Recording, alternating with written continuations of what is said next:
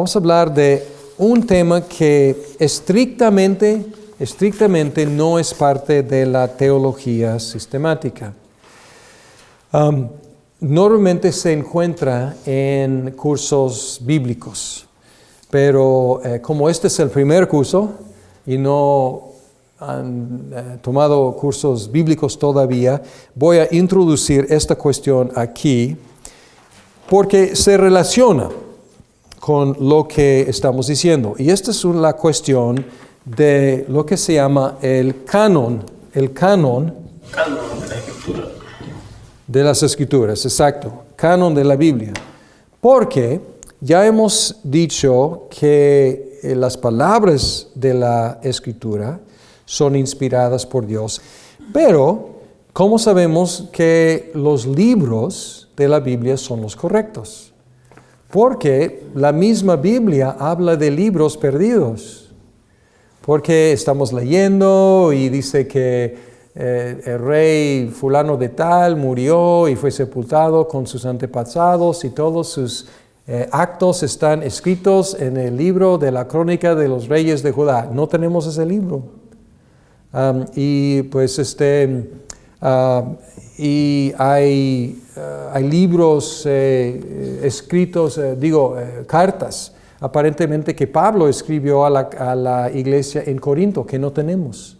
Y Pablo mismo menciona la carta a los laodiceos. Entonces, ¿dónde está? No tenemos esa carta. Entonces, hay escritos que no tenemos, pero estos sí tenemos. Entonces, la cuestión del canon de la Biblia es la cuestión de la lista de libros, la tabla de contenido.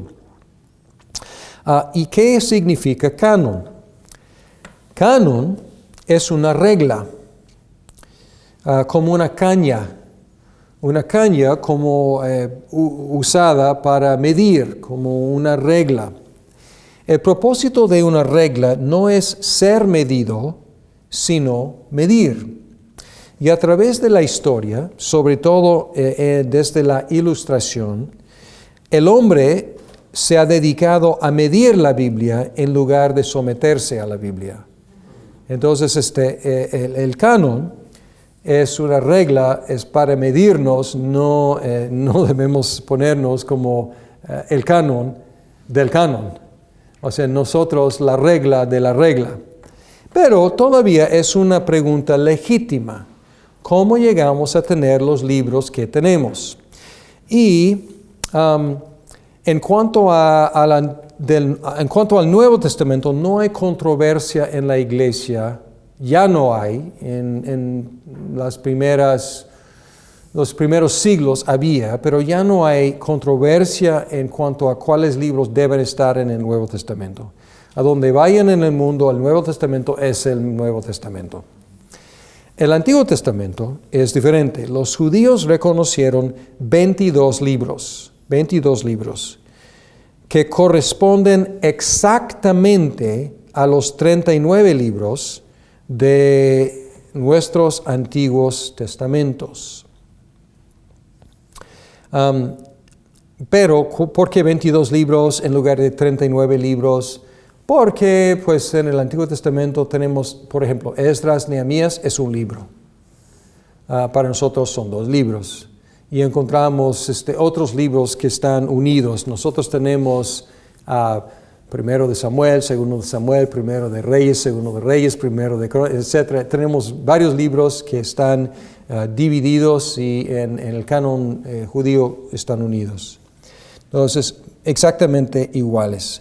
Interesante, el Nuevo Testamento cita directamente 16 de los 22 libros del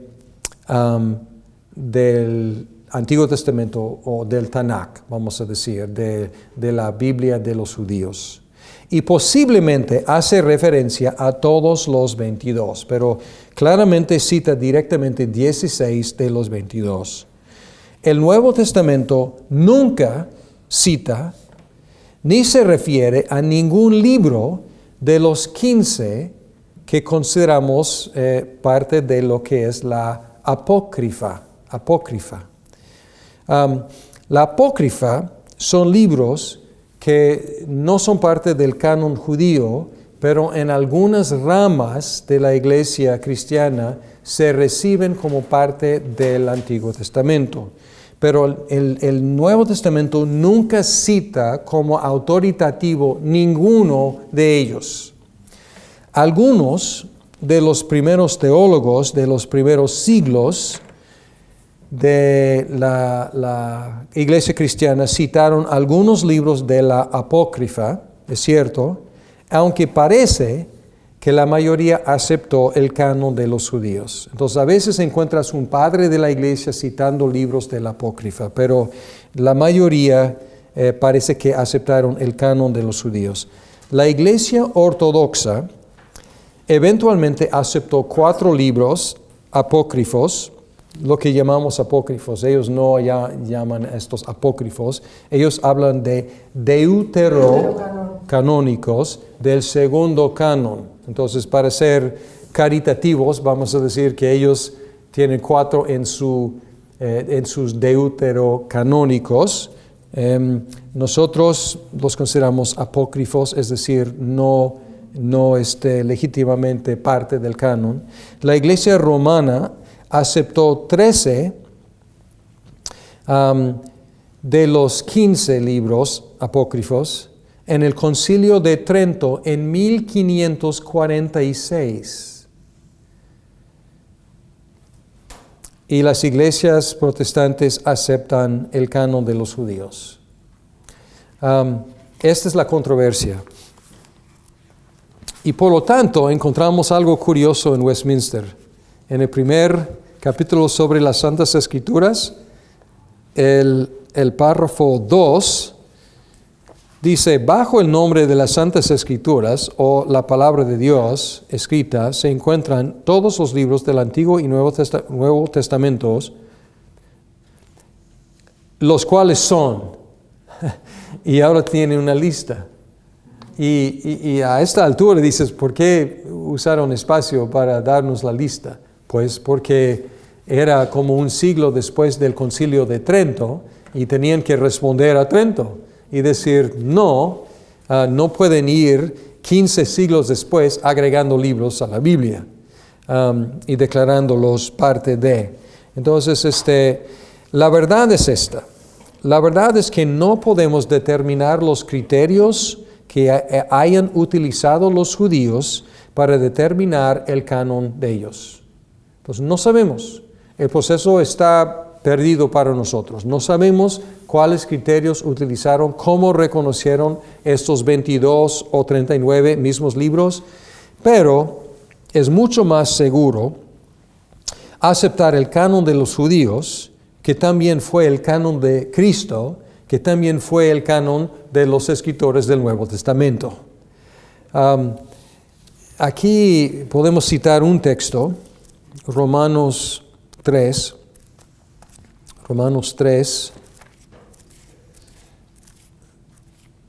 1 y 2.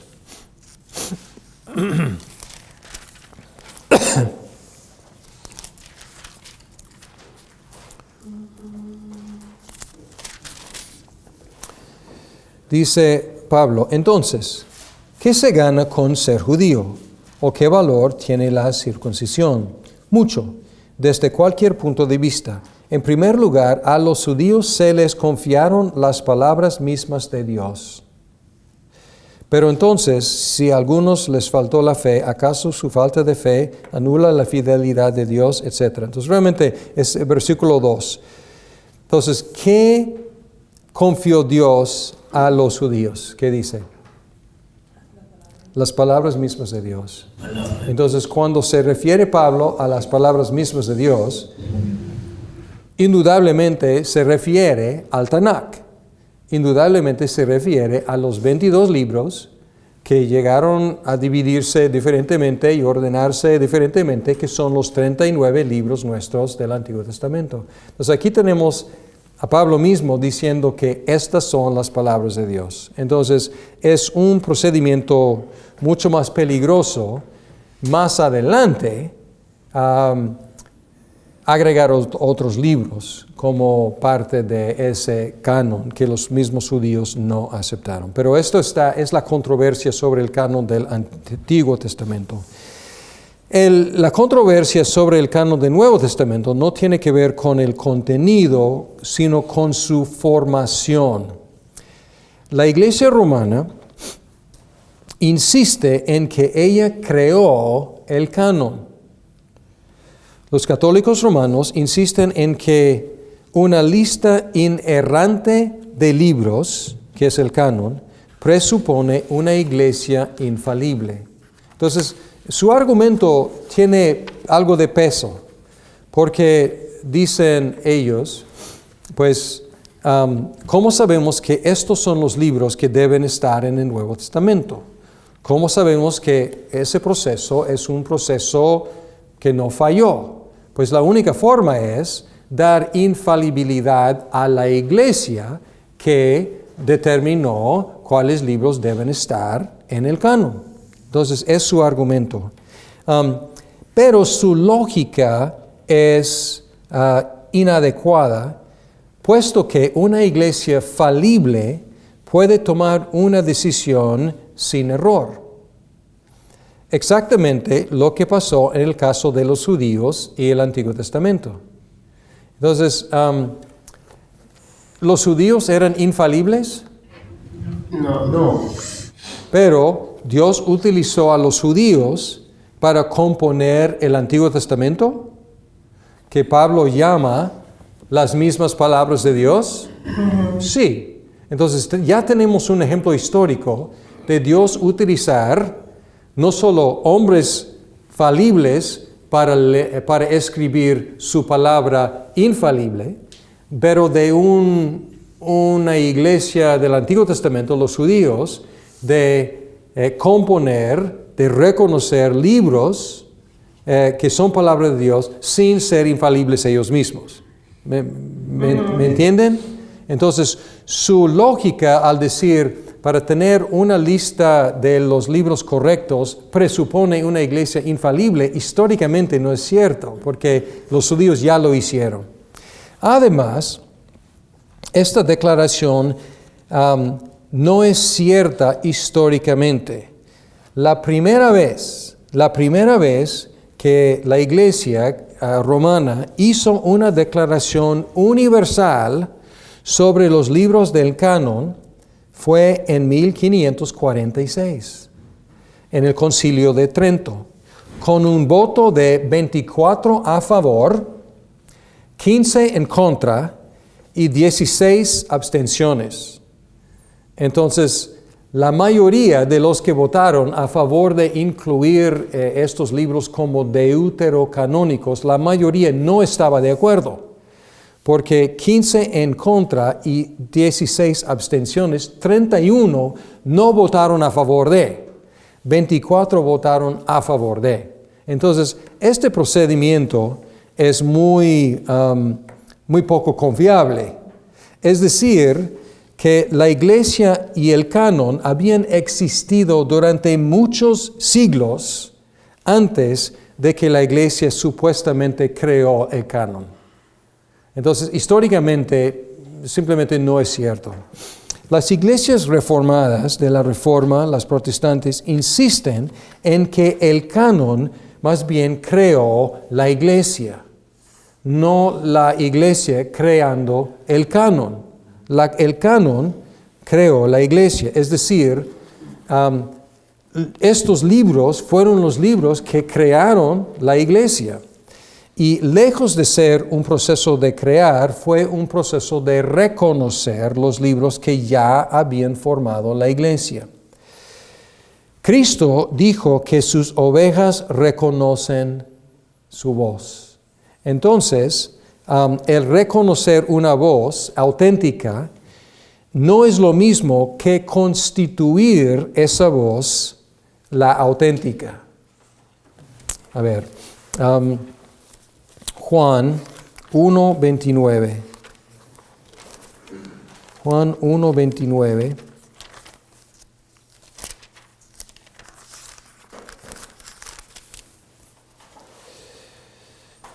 Dice, al día siguiente, Juan vio a Jesús que se acercaba a él y dijo, aquí tienen al Cordero de Dios que quita el pecado del mundo. Ahora, Juan, está hablando de Juan el Bautista, él reconoció quién era Cristo, ¿de acuerdo? Su declaración, les pregunto, ¿su declaración es sin error? Aquí tienen al Cordero de Dios que quita el pecado del mundo. ¿Es sin error esa declaración? Entonces podemos decir que la declaración de Juan era inerrante, sin error. ¿Juan el Bautista era infalible? Sí. No, Juan el Bautista no era infalible, pero aquí es un ejemplo de una persona falible, que más adelante lo encontramos en la cárcel diciendo, ¿eres tú o debemos esperar otro? O sea, Juan era débil, era falible, pero él pudo reconocer la voz, reconocer quién era Cristo y hacer una declaración sin error. Entonces, estoy mencionando esto porque es un ejemplo de reconocer sin ser infalible uno mismo. Entonces, la iglesia cristiana puede reconocer la voz de Jesucristo en estos libros sin ser una iglesia infalible. ¿Okay? Entonces, la lógica falla ahí, la lógica de la iglesia romana diciendo que tiene que haber una iglesia infalible. Y ya tenemos el ejemplo del Antiguo Testamento, una iglesia falible reconociendo la voz de Dios en los libros del Antiguo Testamento, y ahora tenemos el reconocimiento del Nuevo Testamento por la iglesia. Y en otro curso pueden estudiar el proceso, porque el proceso no era muy limpio, no era muy fácil, porque tenían que debatir y cuáles libros debían estar, pero era un proceso que terminó reconociendo estos libros. Y podemos decirlo así, que la iglesia reconoció la voz de Dios en estos libros, porque esa misma voz es la voz que creó la iglesia en primera instancia.